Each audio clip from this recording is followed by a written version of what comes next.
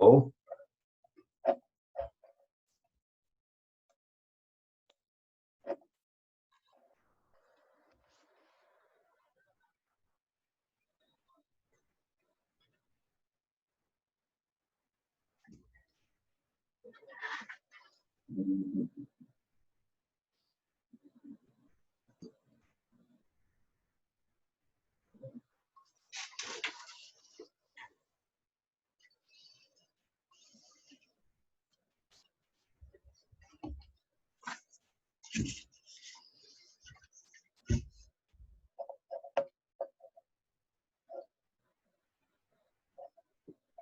Can you all hear me? I think you're muted, Carly. Yes, I can hear you. Okay, cool. It's very low volume.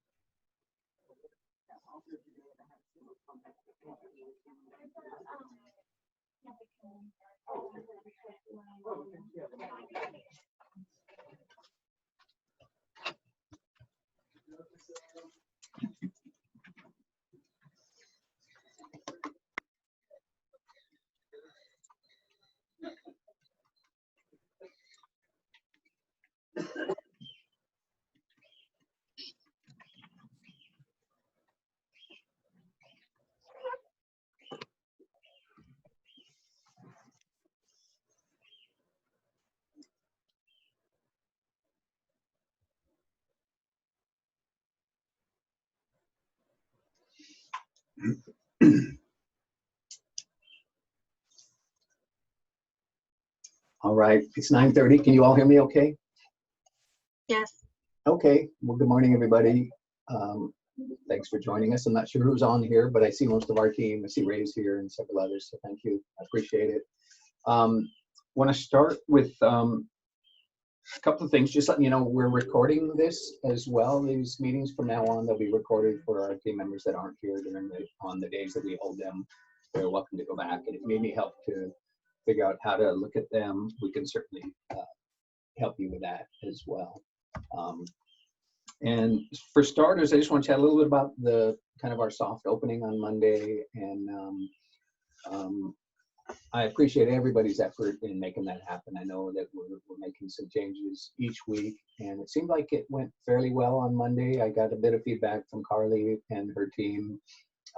We'll continue to work on different aspects to make it safe for everybody, and also productive for our guests as well. So please, if you have any suggestions or ideas, stop by, let me know, let Carly know. Again, everyone's already provided some great feedback, and both Carly and I was here on Sunday and Monday and was out kind of interacting with and kind of just seeing how it was going down with our guests. It seemed like it was going fairly well. I know it got a little bit busier yesterday, so Carly's going to spend some time out there today as well. And anything that comes up, just feel free to let us know what we can do to keep moving in the right direction. I don't know when we're getting them yet, and I'm not sure if Craig or Chris is on board on this meeting, but we are having the plexiglass shields put up between our guests and our staff. I think there's 3 per side in, is that right, Carly, in GR and adoption side. So as you've seen, we've moved a lot of the chairs out of the area so guests won't be tempted to sit in certain areas that are closer to our team members at the front entrance. So anyway, we're doing everything we can, but certainly we need input from you all as far as other things that we can do to improve from a safety standpoint. That being said, on this coming Monday, we want to look at bringing licensing back. So what that will entail is we're trying to get more, I guess, back to normal. So to do the licensing, we'll be setting up another table out front. So technically, they don't need to come into the building for that. And Carly, jump in if you want to add to that. But our plan, I believe, is to set up a table out front and go from there. Yeah, that's correct. We plan to set up a table and acquire a laptop, and then we can do the licensing out front. Great. Okay. Thank you. And then also, there has been a change you guys have probably seen in the last couple days with the front entrance. We no longer have the security guard out front. That person, the assigned security guard, is now working at the pause booth. And these things we can change as needed, but that it didn't make much sense to have a security guard at the front entrance stopping people and then having our person assigned to the pause area. So basically, he can do that, do both those roles, and then also help with directing should we have donations, direct where the donations are dropped off at. So again, let me know, or Carly or Gabby know if there's anything that doesn't seem like it's working with that. We're kind of changing things daily, but that seems to be the current mode. And if it's working, we'll stick with that. If not, we can certainly make changes. I've asked Ray to chat a little bit about the thermometers that we'll be utilizing for employees. So Ray, you want to jump in and add to that a little bit? Sure. Good morning, everyone. The thermometers, I was just given the green light yesterday that the plan is ready to be put in effect. So we're working on finalizing everything. The background on this is that the San Diego County health officer put out an order that states in there that all employers will conduct temperature checks on every single employee. So we wanted to come up with a plan, some different options to find out what's the best way we can do this. We don't want to put someone standing outside for 8 hours in full PPE, being exposed and taking temperatures all day long. So we decided we think the best option is to do self-checks. And that will be done by each individual employee. So we'll designate a centralized area. You'll walk up. The thermometer facilities is figuring out a way to connect the thermometer or secure it to a table or the wall and by like a chain or something. And then you'll take your own temperature, read it, and then you'll go on to Fetch. And Brent has created a screening questionnaire. It's not deep. It's just basically asking you, do you have any symptoms? And what is your temperature reading? And you click no on it, put in your temperature, and click submit, and then you're done. So I already ran through it a couple times. It takes about 30 seconds. If you have it bookmarked on your phone, then you can that's a quick way to do it. And I think that doing it this way is going to have the least impact on operations. It shouldn't it's going to slow this down a little bit, but it shouldn't slow us down that much. Volunteers, I'm still working with Liz to figure out exactly how they're going to do it because they're not using Fetch, but we'll create a plan. It's not required, but we did decide we want the volunteers to, since they're going to be working around us all day, we're going to go ahead and do the screenings for them as well. And today I'm still putting the final touches, putting the notification out, and we're waiting on a few thermometers. We should have 16 total throughout the organization. So each campus will have a few plus a backup in case the primary one goes down.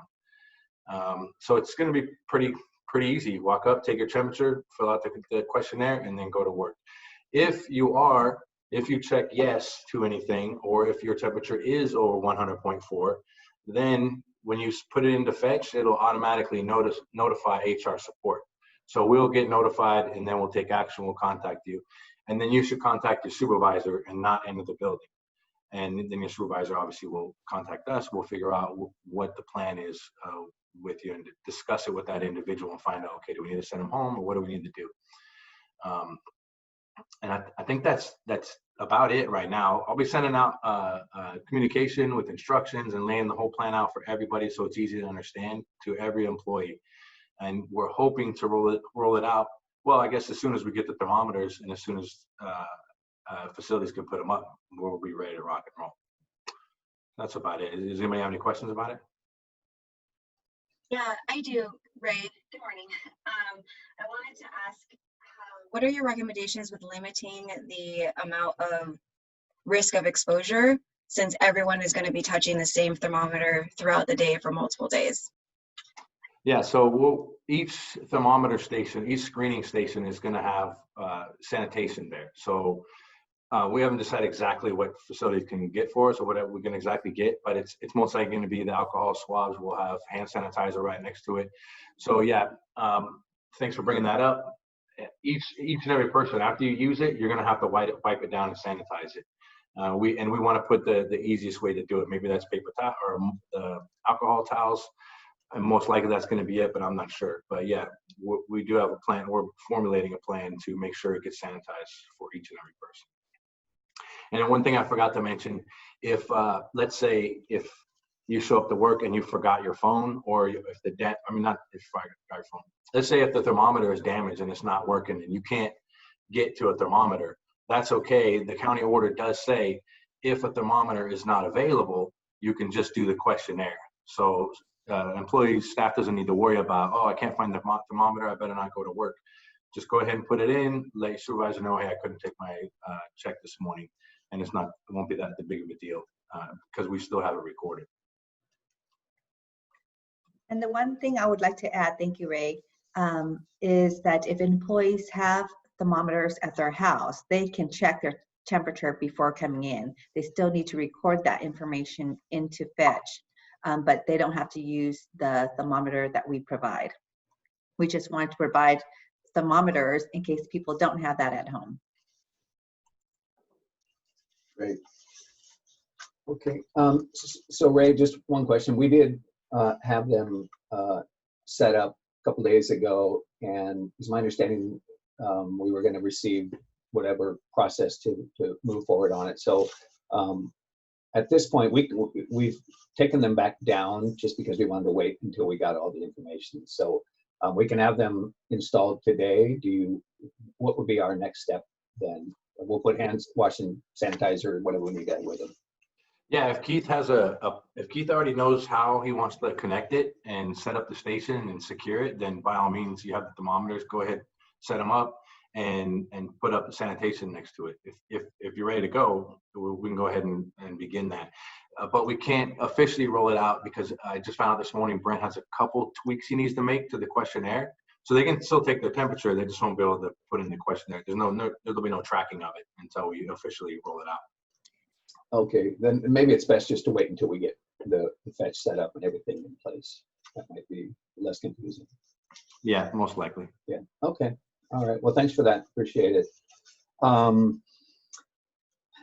see. A couple of shout outs.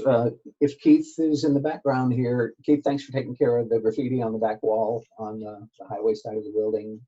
It's been there a long time and you took care of it, so appreciate that. And then that it looks like we've got a team of folks now that are working on the fire break around the buildings. The new riding mower, we've had I think Keith and Chris, I believe Matt, have all been working on that to try to build a sufficient fire break around the building, and which will really help us as far as from a cost standpoint of paying an outside contractor to do it as well. Also, Carly from Volunteers, she's had her team in, volunteers coming in and helping with weed whacking throughout the property, and that's been a tremendous help as well. And speaking of that, it's wonderful to see them back. They're walking dogs with us again, and we're real happy to see the volunteers back on grounds with us. So that's all good news. A lot of good news getting back to normal. The last thing I have is, I know everyone up here is probably aware of this, but there have been some changes with our behavior department to be more aligned with the rest of the organization. So Kristen is reporting to Amanda. And again, it's just hopefully a way to align our practices and resources with the behavior department. So, you know, we've talked about this. If anybody has any questions or any clarification or anything like that, please feel free to stop by, or Gabby or Carly could help out as well. So I don't know, Jessica, if you want to jump in or add anything to that. Yeah, I think we actually had the centralized behavior model, so it's all of the campuses where we're reporting up to Amanda, and it just gives the ability for all of our campuses to be aligned and to have the resources of Amanda as our behavior expert, and make sure we're getting those animals everything they need up through Amanda, and building a bigger behavior team as well. Great. Okay. Thank you. Carly, have you got anything? Yeah, I just have two reminders. I just wanted to remind the campus that Friday evening after 6 o'clock, the fridge will be cleaned out. So please make sure to grab your leftovers, or they will get thrown away. Also, I wanted to remind the campus, and it also has to do with the fridge, is please don't eat food that doesn't belong to you. We had a team member lose her lunch over the weekend, and she has special dietary concerns, so she needed to eat that particular food. So please don't take anything that's not yours. And that's it. Okay, thank you. How about Gabby? I actually just saw Gary pop on. Gary, did you? Oh, are you trying to get out of saying anything, Gabby? I was just laughing to myself that Carly just said a team member lost her lunch. Anyway, no, good morning, everybody. I was on another call from 9 on, and we just finished, so I thought I would just get on just to say good morning. If you'd like to start the whole meeting over, Andy, though, I can catch up. You can watch the recording. I'll watch the recording. No, but I truly hope you're all doing okay, and I'm planning to come up next week, hopefully to see some of you in person, as we're starting to open up a little bit and get a little bit more activity at the campuses. And it'll be good to see some people in 3 dimensions rather than just 2. But I am loving Zoom these days. So no, it's just good to see you all, and I hope you're all doing okay. Yep. Okay. Great. All right, so I had a couple of things to go over. One reminder is about the wearing your masks around the campus. I have been noticing when people go into the break room, they think it's a mask-free zone because you're eating. That's the only time that you shouldn't be wearing the mask, is when you're actually eating. But if you're sitting in the break room just to take a break, just sitting there talking, please wear the mask. We need to just, when you're walking through the hallways, when you're in certain areas and someone can frequently come into your office or come into a certain area, those masks need to be worn because it just keeps all of us a little bit safer. So if we can all help each other with that, that'd be greatly appreciated. And the other thing I wanted to bring up was what's going on in the world right now with the Black Lives Matter movement. There's a lot of concern, there's a lot of conversation, there's a lot of heavy stuff going on right now.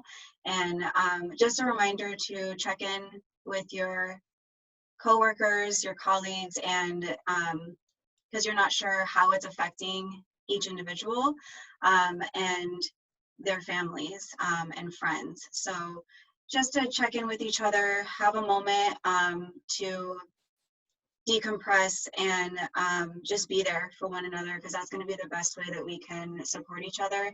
There is the EAP program as well, to go and check in if you need someone to really talk to about what's going on. I can speak for myself. It's been really hard for me because of my background. So just check in with each other and support each other as much as possible.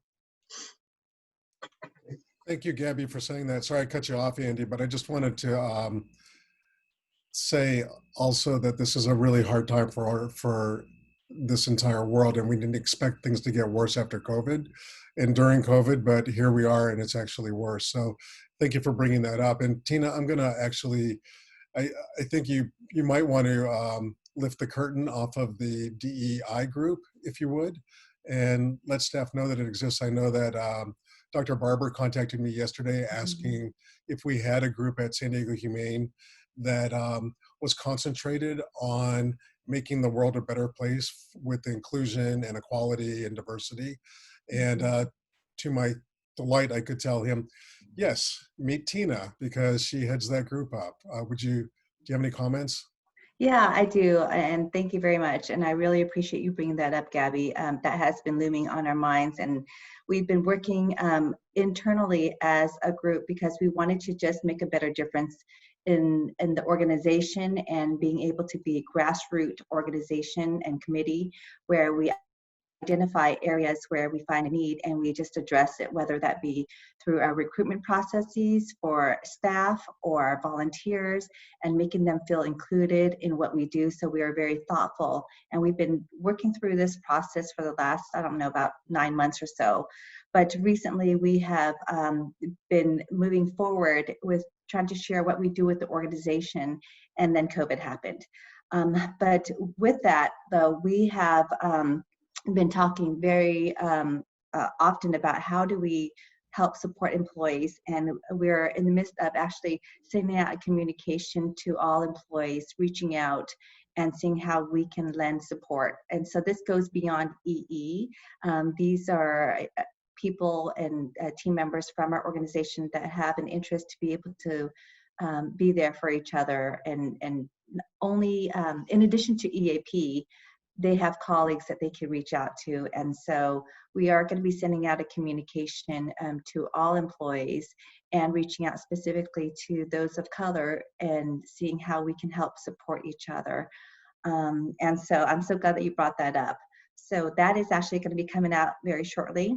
In addition to that, we're working with our L&D team to help present, more trainings on diversity, inclusion, and helping, people in socioeconomic backgrounds to help keep their pets. And that's where we find that we have a need. So there's going to be a lot more focus on help educating our employees on socioeconomics, people of different races and disabilities and other factors that helps us be a better organization to help serve the community.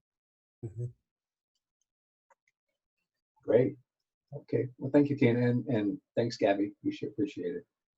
And we will be also reaching out to people too. If people have an interest in joining the committee, it is not an exclusive committee, so anybody can join. So we'll be reaching out.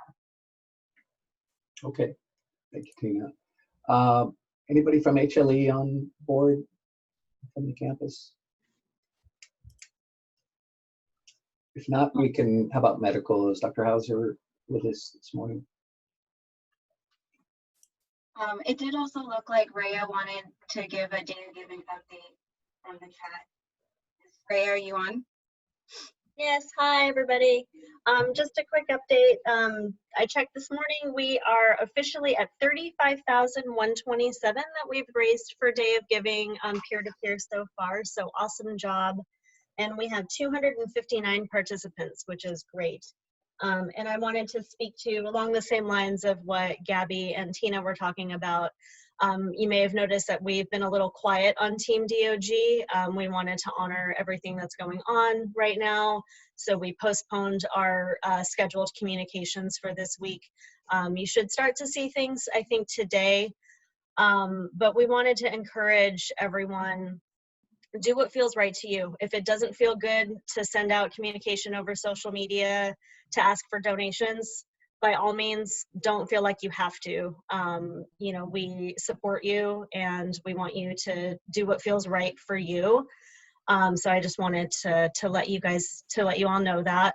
And if you have any questions or anything related to Day of Giving, of course, feel free to reach out to us because we're here for you. And that's all. All right. Thank you, Rhea. And Elke, I think, are you with us this morning?